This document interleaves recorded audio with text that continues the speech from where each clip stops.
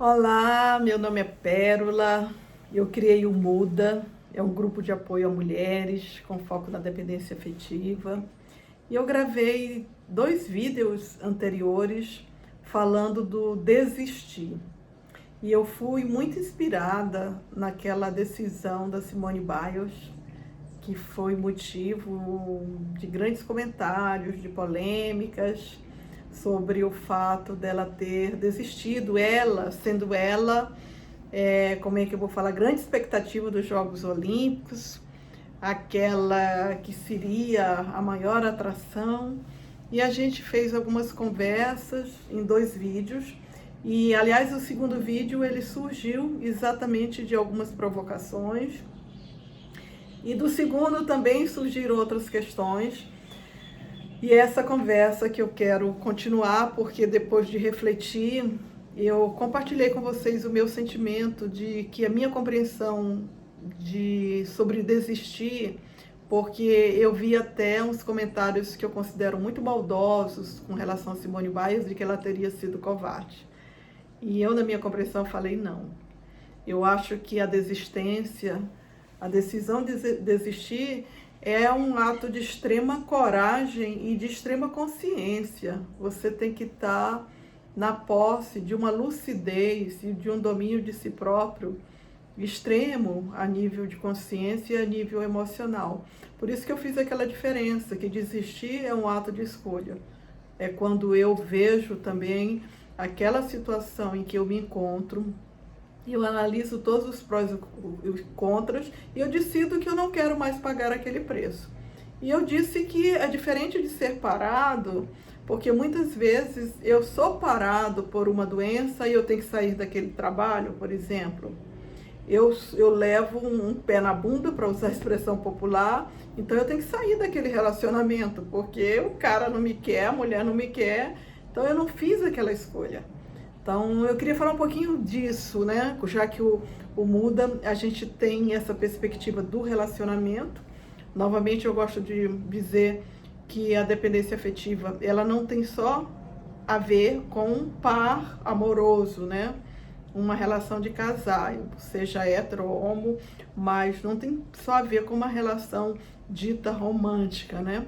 Pode ser uma dependência de um pai, de uma mãe, de amigos. Às vezes eu posso estar num processo de dependência de uma mãe que eu acho que depende de mim, tanto financeiramente ou dos meus cuidados, mas na verdade eu é que dependo dessa mãe. Eu é que não consigo sair desse espaço de culpa, né, que eu me encontro.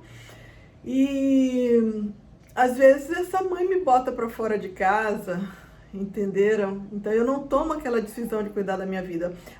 São clássicas, né, as histórias de homens, principalmente mulheres, né, que chegam com uma certa idade, 50, às vezes até mais, e que nunca se casaram, porque passaram a vida inteira cuidando dos pais.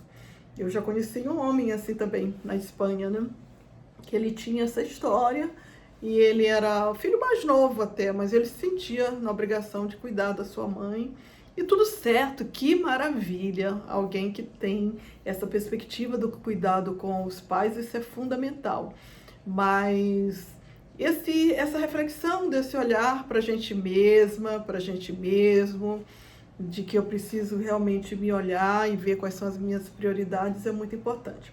Então voltamos à questão do relacionamento amoroso, que é o foco que eu quero pegar hoje. Eu dei um exemplo profissional, mas eu poderia dar o meu exemplo também de um relacionamento que eu vivi, que era abusivo, que era sofrido, que eu vivia, e daí por isso que surgiu o Muda, né?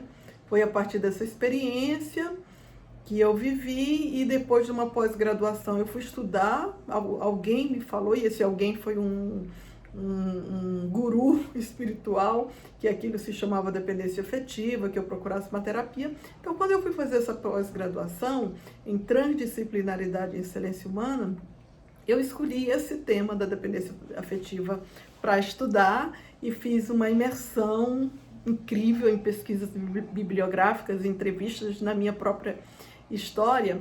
Então, o que eu percebo? Que a gente está numa relação muito doentia, E a gente tem vários avisos. Quais são os avisos? Os avisos dos amigos, da família. E no fundo a gente percebe, né? A gente sofre, a gente percebe, o próprio corpo, ele começa a avisar, né? Eu, por exemplo, eu tinha uma taquicardia e depois que eu saí não, fui deixada, que é onde eu vou chegar, eu nunca mais tive. Tem gente que tem dor no pescoço, que parou. Então, a gente tem vários avisos, né? Então, eu também vivi essa relação. Eu queria sair e eu me lembro, a minha mãe, nossa, uma mulher extremamente sábia. Eu me lembro que quando eu falava que eu não aguentava mais e tal, que eu queria separar, ela falava assim, tu não dá conta, tu não dá conta. Então, tem um ditado também no Nordeste que diz assim, quem não pode com pote não pega na rodia, né? Que é aquilo que a gente coloca na cabeça para colocar o pote de água, né? E muito comum no interior, principalmente na época que eu era criança, lá no Maranhão. E eu tenho uma amiga aqui, que é minha vizinha, que ela diz assim, se tu não vai derrubar, então não empurra o que tu não consegue derrubar. Então, é dizer o seguinte, realmente eu não dava conta, eu estava num processo muito doentio, eu acabei sendo deixada, graças a Deus, porque foi um processo libertador para todo mundo, né? Então há muita diferença de você, numa atitude consciente, dizer o seguinte, olha, essa relação realmente ela me adoece e adoece os outros. Eu não sou a salvadora, não estou salvando filho, coisa nenhuma, estou adoecendo meus filhos, né? Porque a gente vem com esses enganos, porque por causa da minha família, por causa da igreja, nada disso, né? Então, você acaba adoecendo principalmente os filhos. São as maiores vítimas de um relacionamento doentio. Então, o que eu quero dizer é o seguinte, não para nos culpar, mas para nos responsabilizarmos das nossas atitudes. A gente sabe que as nossas atitudes, elas têm consequência, né? Se a gente puder fazer uma escolha e dizer o seguinte, olha, realmente eu estou doente, estou em sofrimento e com certeza eu estou adoecendo e colocando em sofrimento todo o meu entorno, a minha família, os meus amigos, todo mundo, e agora eu decido, não dá mais, chega, e eu vou cuidar de mim, eu vou procurar um outro caminho. É uma libertação para todo mundo. Agora, às vezes, a gente não consegue. E alguém me perguntava e falava, olha, isso fez muito sentido no meu relacionamento, e o que eu faço? Peça ajuda. Procure ajuda, foi o que eu fiz. Uma boa terapia é fundamental. Seja análise, seja psicanálise, análise transacional, um bom processo analítico. E muito importante que você confie, pesquisa. Pode marcar um primeiro encontro para você sentir se você se identifica. E se não se identifica, se acha que isso não está evoluindo, que não está fazendo sentido, para! Olha, queria dar uma parada e procura um outro tipo de trabalho. Eu, particularmente, eu gosto muito dessa linha da psicologia transpessoal, da linha holística, né? E também, se você é uma pessoa religiosa, uma orientação espiritual, né? Também que você confie. A gente tem que ter muito cuidado para quem a gente vai dar a nossa psique, a nossa mente, o nosso emocional, boas conversas e aqui é que entra a nossa parte, um grupo de apoio. O grupo de apoio ele é fundamental. O que o grupo de apoio vai fazer? Ele vai te apoiar, a partilha ela é muito curativa. Então, por que às vezes você está muito agoniada e você conversa com uma amiga, com um amigo, você se sente melhor? Porque você se ouviu, você encontrou um espaço amoroso para dizer, como eu te digo agora, eu te entendo, eu te apoio e eu te acolho. Eu te acolho, conta comigo, né? Então, muda Mulheres Dependentes Anônimas, a gente trabalha a dependência afetiva, ele é exatamente isso. Ele é no formato do AA. O que é o AA? Os Alcoólicos Anônimos. Ele é um grupo de acolhimento e que tem um resultado incrível. E o Muda, ele segue esse programa do AA. Então, eu digo assim, olha, tudo bem se você não dá conta. Não se culpe. Tudo bem, se eu estou aqui, se não é o meu momento, mesmo que outras pessoas venham com julgamento, porque ela gosta de apanhar, não é. É um processo adoecedor que está dentro daquela fala que a gente não deve julgar a história do outro se a gente não viveu aquela história, né? Então, eu acho que é respeitar o seu desejo. Eu acho que talvez se perguntar assim, o que eu quero? Para onde que eu quero ir? E como me disse Jair Leloup, no primeiro contato que eu tive com esse insight, né? Então eu fui num seminário, o Anjo como Mestre Interior, que era facilitado pelo Jair Leloup, que é um terapeuta, autor de livros incríveis, e a primeira pergunta dele foi: o que você quer fazer com o resto dos anos da sua vida?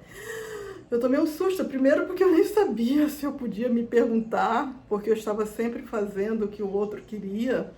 Foi um susto. E depois, assim, eu não sabia, eu estava totalmente perdida. Então, acho que para este momento, né, não sei que horas você está vendo esse vídeo, uma boa pergunta é: o que você quer fazer com o resto dos anos da sua vida? E a partir daí, perceber se é este lugar, se é esta casa, se é este relacionamento, se é essa condição. Talvez, puxa vida, eu queria estar na minha cidade de origem, estar mais tranquila, eu queria estar em paz, ou eu queria viajar, fazer um mestrado, ou eu queria aprender inglês. E aí, a partir daí, pedir ajuda, repetindo, uma ajuda terapêutica, uma orientação espiritual, se você for religioso. Se não for, medite, sempre medite, respire, sei lá, yoga, há práticas incríveis, há ofertas incríveis nas redes, todas as redes sociais, ofertas gratuitas que podem nos ajudar, atividade física e o grupo de partilha. E se você quiser vir conhecer o Muda, você é muito bem-vinda, muito bem-vindo, mesmo sendo um grupo para mulheres. A gente acolhe homens, porque os homens também padecem da dependência afetiva. E as reuniões são aos sábados, de 15 em 15 dias, das 17 às 19 horas. Tá bom? Conta comigo.